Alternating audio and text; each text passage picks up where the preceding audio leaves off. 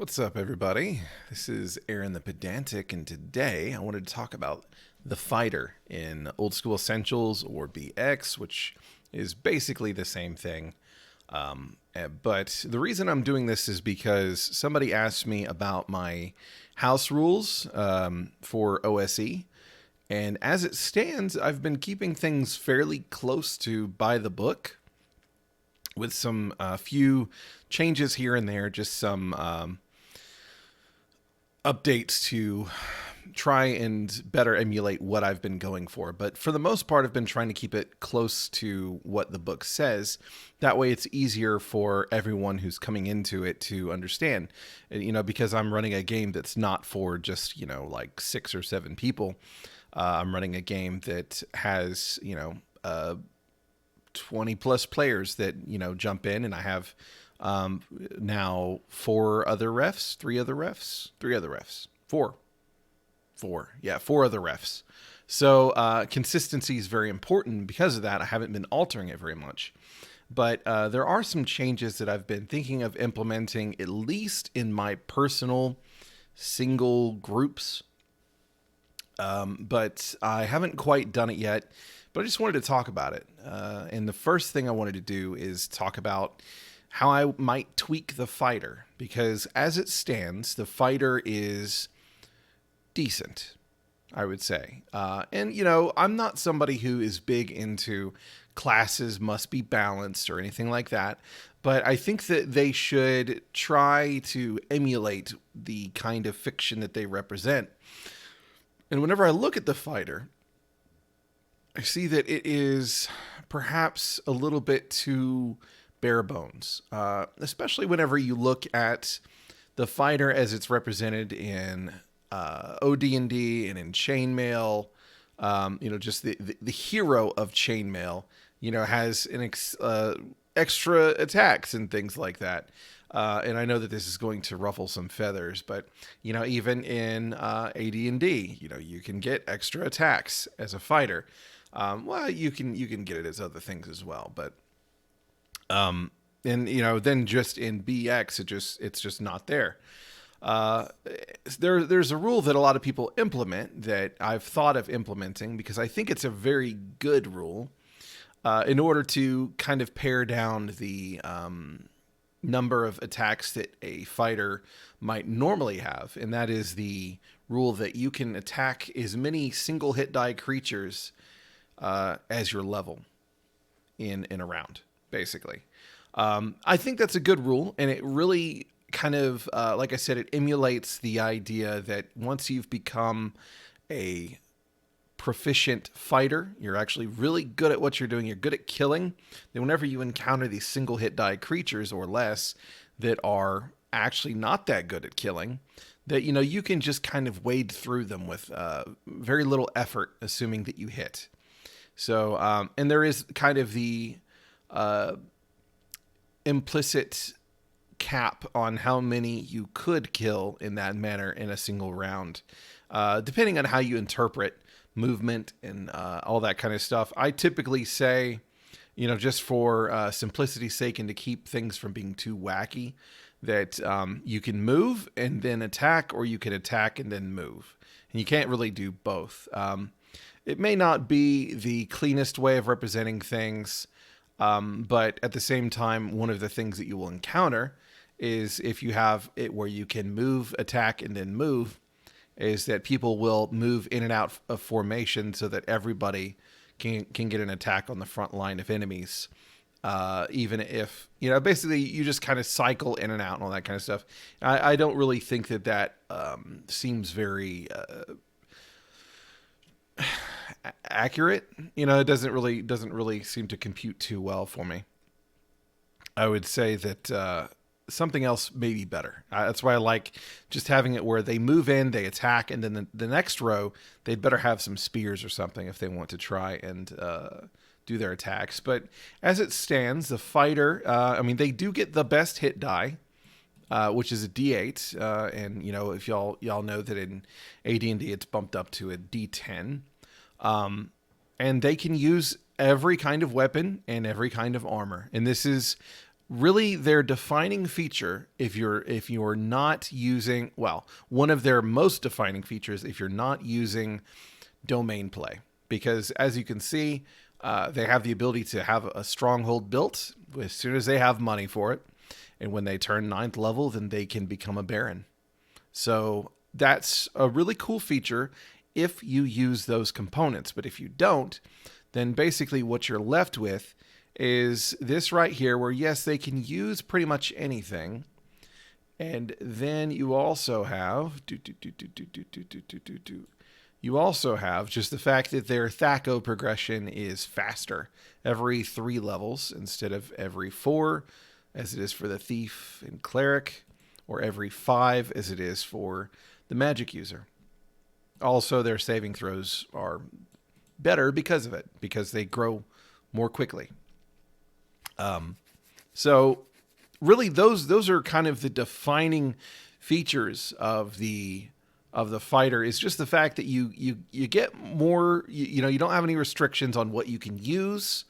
You know, you can basically, you know, hit things more readily. Once you get to 4th level, that's whenever you stand out. And this is probably one of the things that I have been not as much of a fan of. It's just the fact that until you get to 4th level, the fighter is really no better off than any of the other characters, except for their armor choice and their hit die, which the hit die is not a guarantee. I've had several, you know, people, they roll up their characters and then, you know, they just keep on rolling low for their hit die. And, you know, so they may be a 3rd level fighter with about 6 HP, you know, and so they're still in that range where they could die in a single hit from an enemy.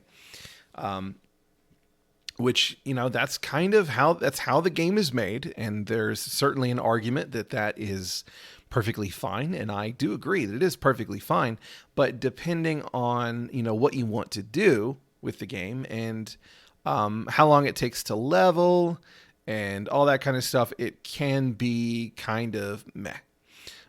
So that's another thing. I guess I will go ahead and mention that I have been using something similar to Lamentations of the Flame Princess's minimum HP rule, basically. So the lowest HP that a fighter can have in my game at level 1 is 5. Basically average rounded up. So, and the reason for that, again, is just because of the fact that I like for the fighters to, you know, be a little bit better than everybody else whenever it comes to fighting. And for this to be represented in ways beyond armor. Because as it stands, whenever you equip, you know, your decent armor, well, if you're rolling for how much coinage you have and all that kind of stuff, there's a good chance that you may not be able to afford anything beyond maybe chain or something like that. And to start out, there's a chance that may be the case. And if you have a low dexterity, then, you know, your AC is going to be penalized. Usually not very much. It's probably going to be like a -1 to AC. But, you know, basically it puts you roughly on par with the other characters in almost every way. If you roll low hit die, if you have a bad dexterity, if you know, let's say you couldn't afford good armor, all those kinds of things, then, you know, you may be literally just as poorly off as a thief. As far as your dexterity or, you know, all that stuff. It's very possible. And this is something that I don't really want to emulate with my game. This is, I would much more prefer for the fighter to be something that stands out. And there are some ways to incorporate things to do that. So one of them is, like I said, you can attack the number of hit die, single hit die creatures per round as your level, which, you know, you could look at this and be like, well, you can get to level 14. So theoretically you could kill 14 kobolds in one round. And, you know, so the movement rules that I use, Typically, you could probably kill about 5 because you could move up to them and then just kind of like branch out for a second, do some strikes or whatever. You could do that, and it could be completely badass. And that's kind of how it should be, in my estimation. If you're a level 5 fighter and you've got a whole bunch of kobolds surrounding you, and you've got that +2 to your THAC0, which is decent, but then you've probably got an extra boost to your strength, and then maybe you've got a magic weapon. Ultimately you're getting maybe a +4 or a +5 on your attacks, and then you only need to roll like an 8 or higher, and you're probably going to hit those kobolds, and you're probably going to kill them because they don't have a whole lot of health. And that to me is cool. The fighter just wades in and does all this stuff. So there are some alternatives that are built into the system of OSE that we can look at. So we have weapon proficiency. So this is something that immediately gives something to the fighters while also kind of taking away, which is kind of interesting. It kind of takes away from everyone. Oh, I should stop for a moment to mention that there is an addition. I want to say that it was basic, Holmes Basic. I could be wrong. Somebody can correct me in the comments. But from what I understand, there was an addition that said only fighters could use magic swords.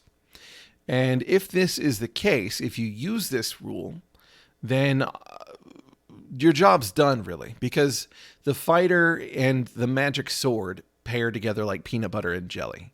If you use that, it's like now it's just fighters that are going around with these sentient swords, which they are more powerful than any other magic weapon typically. So you're not going to find a magic mace that's going to compare or anything like that. And so automatically the fighter is just more awesome, basically, as I think that they should be. However, I have very adamantly stated on this channel that I'm also a firm believer that there's no really good reason why your other characters shouldn't be able to use a sword either. I know this is blasphemy, but I just don't quite see it. So the reason for that, and actually this is backed by the OSE rules. The only people that can't use swords by the OSE rules are clerics and magic users. Now, clerics, it's because of the whole thing where they're supposed to be using blunt weapons. They're not supposed to be slaying things. In my personal OSE game, I have a house rule that clerics can use bladed weapons on monsters and creatures of chaos. And I think that I said that they could also use them on cultists. This is because I'm kind of looking at these clerics as maybe something closer to a Templar, but not entirely. They are agents of law in a world where there is cosmological warfare. And because of that, they play for keeps, basically. So they will kill without hesitation creatures of chaos, and that means that they can use bladed weapons on them. I think that that's perfectly reasonable. I don't see why you would want to spare the rod when it comes to creatures that are out there to kill and destroy everything that your god represents. Now, when it comes to magic users, we have plenty of fiction that supports the idea of magic users being able to use swords. And I don't have any problem with that. I mean, if you look at what kind of magic do we have in D&D? Vancian, yes.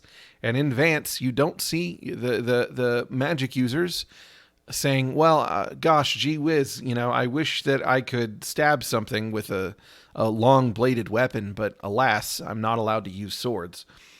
No, what they do is they use a fucking sword. I cursed. My bad. I may have to just give up on that whole thing because I don't know if I can do it. But basically, they'll use swords and it's not an issue. Gandalf uses a sword. I mean, The whole concept seems to be just a matter of perhaps some kind of balance and emulation of, this particular type of person, the way that they see it. But I'm not sure that I'm on board with the magic user as it stands, where it can only use basically daggers. Anyway, it's not horrible, though. Let me go ahead and get that out of the way. Some people will say, well, it's not as if the dagger is useless. The dagger is, you can throw it. There's absolutely nothing saying that they can't throw daggers, and that's probably what they should do, because they do not need to be getting in melee. But anyway, that's beside the point. I did want to go over this whole weapon proficiency thing. So weapon proficiency was added to, just give some new features, quote unquote new, that, are present in AD&D, but, basically stripped into a sensibility for BX. And it works really well. So as you can see here, basically every time you get a THAC0 improvement, you can get one more weapon proficiency. And whenever you start out, basically your fighters and other martial characters are going to be proficient in 4 weapons at first level.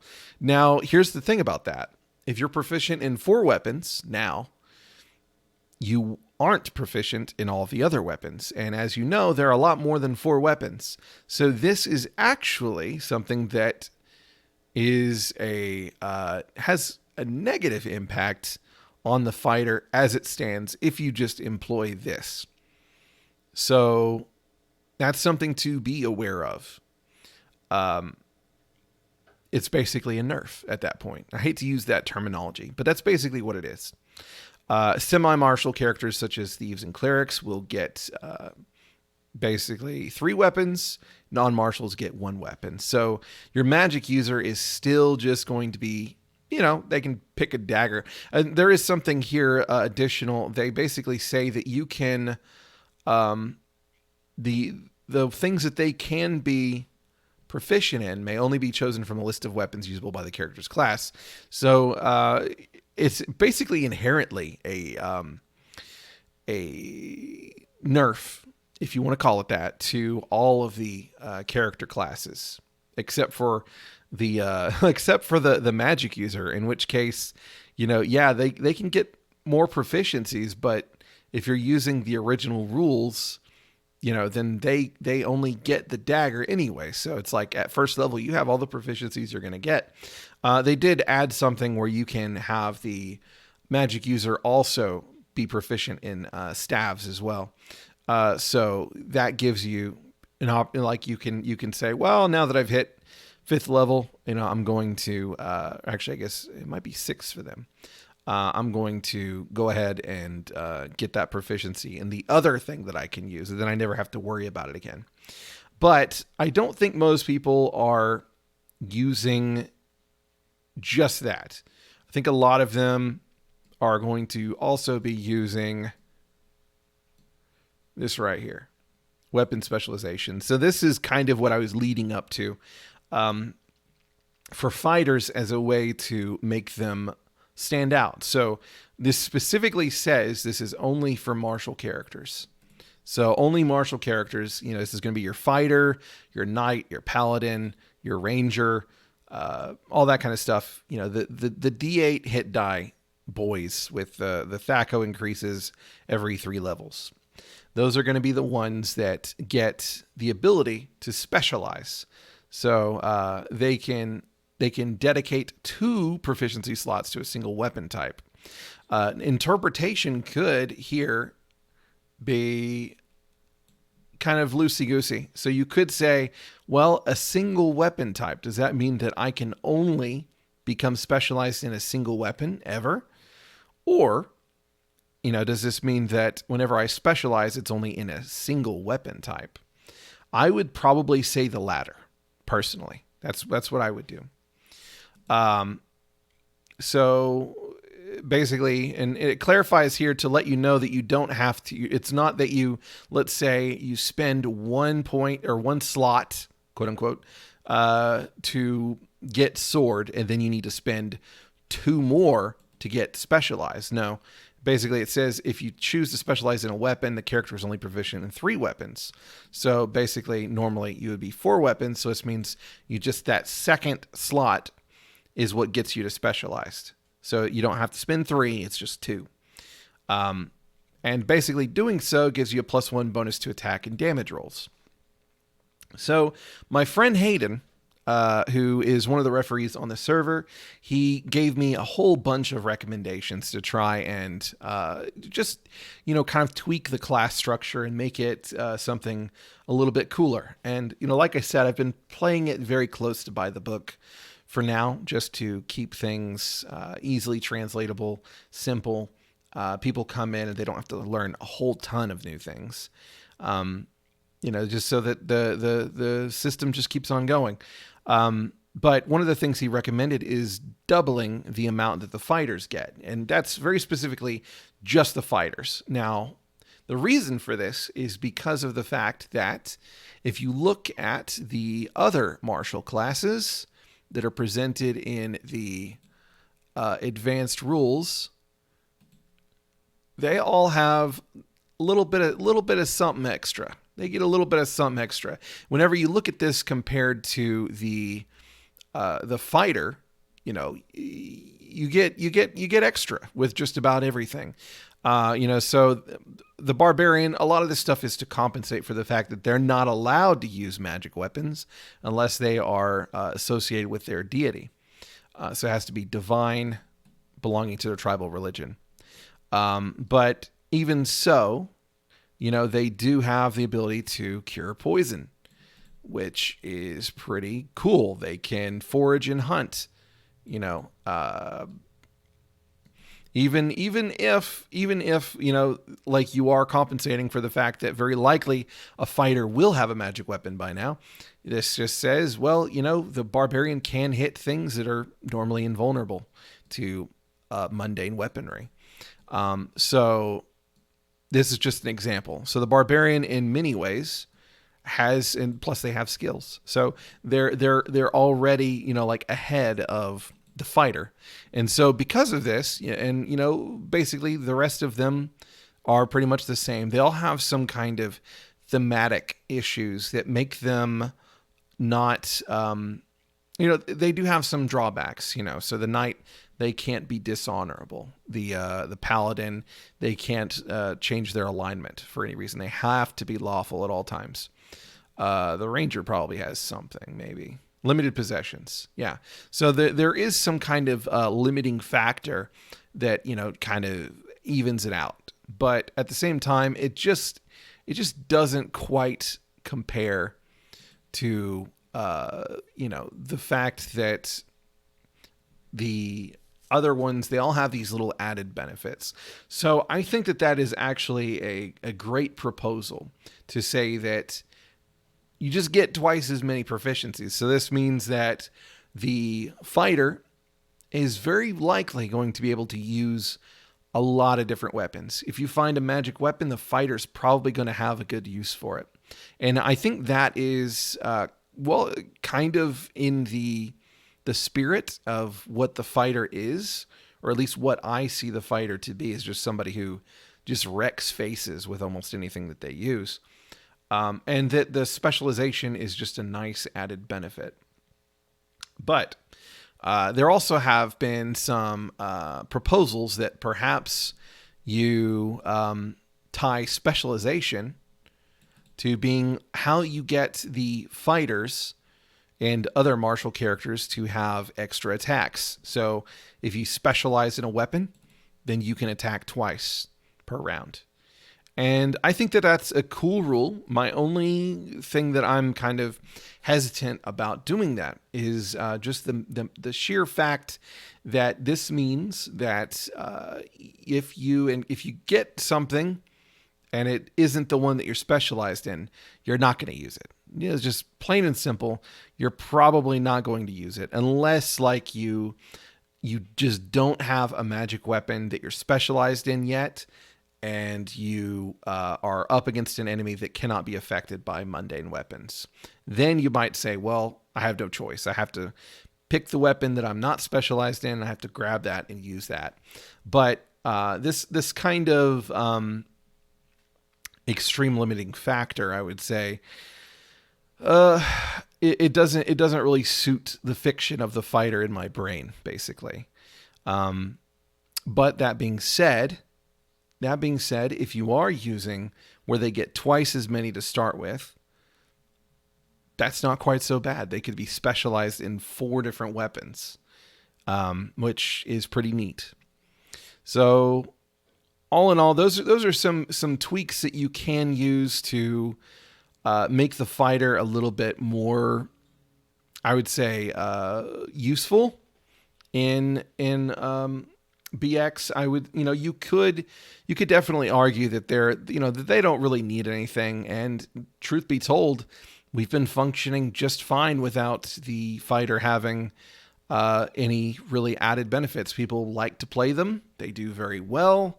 I would say that they have been, pretty successful, a lot more so than Thieves.